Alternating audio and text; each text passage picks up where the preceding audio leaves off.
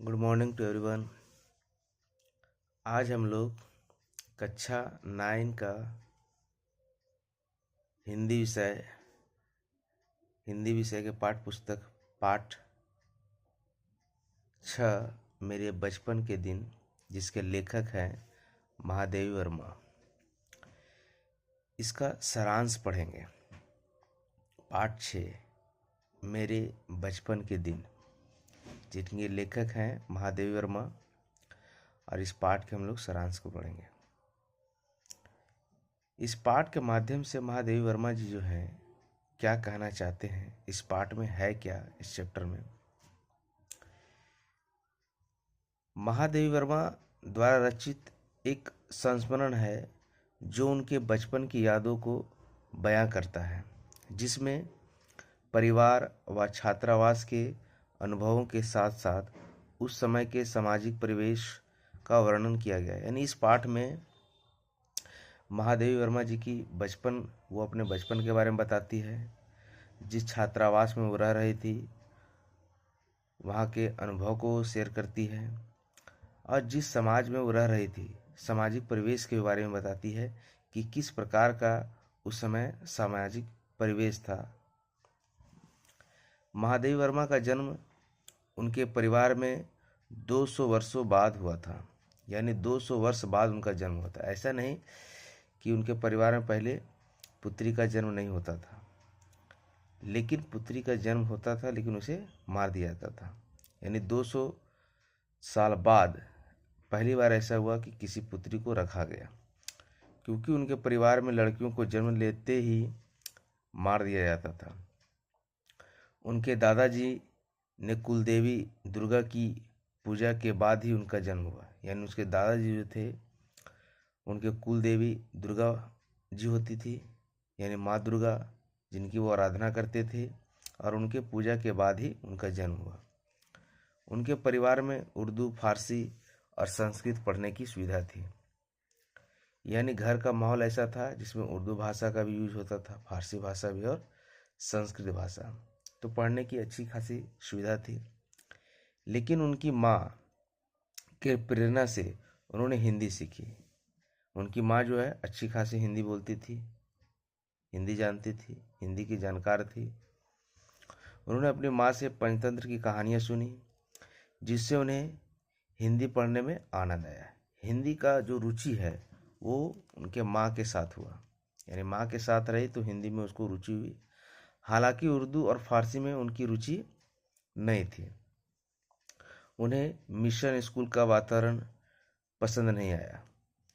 फारसी के लिए मौलाना जी को बुलाया गया, लेकिन वो रुचि नहीं ले, वो छिप जाती थी, जिसके कारण वो उसको साफ साफ पता चल रहा था कि उसको उर्दू में रुचि नहीं है।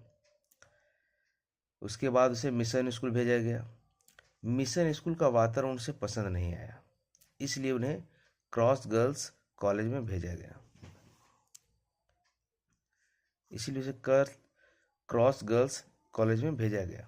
वहाँ उनकी मुलाकात सुभद्रा कुमारी चौहान से हुई। उस कॉलेज में उसकी पहचान जो है, मुलाकात जो है चौहान जी से हुई, सुभद्रा कुमारी चौहान, जो एक सीनियर छात्रा थी, जो इससे सीनियर थी, 2 साल सीनियर थी, और कविता भी लिखती थी। दोनों की दोस्ती हो गई और वे साथ में कविताएं लिखती थी। उनकी कविताएं एक पत्रिका में भी प्रकाशित होती थी। और सुभद्रा कुमारी चौहान जो है वो बहुत पहले से ही कविता लिखा करती थी, और महादेवी वर्मा जी भी, इनका भी शौक था कविता लिखने का, तो दोनों एक साथ कविताएं लिखती थी, और उनकी कविताएं जो है पत्रिका में प्रकाशित भी होती थी, और पत्रिका में प्रकाशित होती थी, जिससे वहाँ पे कविता पाठ का आयोजन किया गया, और जिसमें महादेवी वर्मा जी जो है उसको पुरस्कार मिला, और वो पुरस्कार था चांदी का कटोरा। उन्होंने अपना पुरस्कार यानी चांदी का कटोरा जो से पुरस्कार स्वरूप मिला था, वो महात्मा गांधी को देश के लिए दे दिया।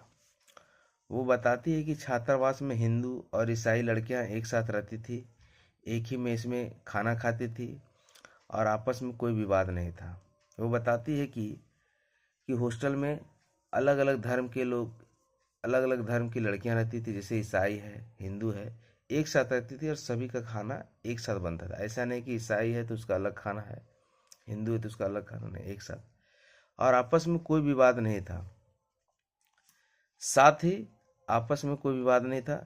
साथ ही उनके पड़ोस में एक मुस्लिम परिवार भी रहा करती थी। वो बताती है कि कॉलेज में ईसाई साथ में थी और घर के बगल में एक मुस्लिम परिवार रहता था और उनके बीच घनिष्ठ संबंध थे और मुस्लिम के साथ भी घनिष्ठ संबंध था। उनके बच्चे महादेवी की माँ को चाची जान और महादेवी बेगम साहिबा को ताई साहिबा कहती थी, यानी उसकी माँ को चाची जान और महादेवी वर्मा को ताई साहिबा कहकर पुकारते थे।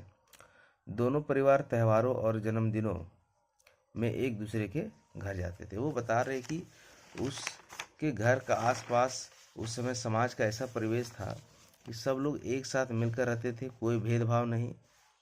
धर्म के नाम पर, जाति के नाम पर किसी प्रकार का कोई भी मतभेद नहीं था। मुहर्रम में पर बेगम साहिबा उनके लिए हरे कपड़े बनवाती थी और राखी व अपने बेटे को राखी बंधवाने के लिए महादेवी को बुलाती थी। महादेवी का मानना था कि उस समय सांप्रदायिक सद्भाव और निकटता आज एक सपने जैसी लगती है। क्या आज संभव है? आज सामाजिक कृतियाँ इतनी फैल गई है कि इस प्रकार का आपको देखने को नहीं मिलेगा। अगर यह सपना सच होता तो भारत का इतिहास कुछ होता। तो महादेवी वर्मा बता रहे कि आज जो सामाजिक कृतियाँ फैल चुकी है, लोग धर्म जाति के नाम पर जितने मतभेद हो रहे हैं कि ऐसा लगता है कि लोग धर्म के नाम पर ही आपस में लड़ कट के मर जाएंगे। लेकिन पहले ऐसा नहीं था। वही अपने बचपन की बात को वो शेयर करती कि एक समय वैसा था, एक समय वो था जब मैं छोटी थी और सभी लोग मिलजुल कर रहते थे। ईद, मुहर्रम, रक्षाबंधन सब एक साथ मिलकर मनाते थे। एक हॉस्टल था जहाँ पे लोग एक साथ मिलकर खाना खाते थे, एक ही मेस में खाना बनता था। तो वो सब बचपन वो बात को शेयर करती है। यानी इस पाठ के माध्यम से वो बताना चाह रहे कि समाज में किस प्रकार से मतभेद फैला हुआ है। धर्म के नाम पर जो मतभेद किया जा रहा है, भेदभाव किया जा रहा है, इस पर वो कटाक्ष कर रही है। Thank you. फिर मिलते हैं नेक्स्ट वीडियो में। अगर आपको ये वीडियो अच्छा लगा है तो इसको शेयर कीजिएगा।